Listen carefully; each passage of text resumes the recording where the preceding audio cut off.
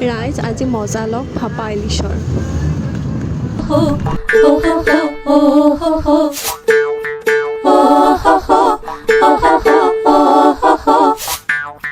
ৰোদ পোৱাবৰ কাৰণে মাতিবা নৌকা, ৰ'দ পোৱাবৰ কাৰণে মাতিবা নৌকা, ওলাই দেখোন আহিলে ৰক্তৰে যা, লগে লগে লৌৰি আহিল সেউপীহঁতৰ মাক, পাহাৰ বগাই নামি আহিল ডালিমেৰে যা,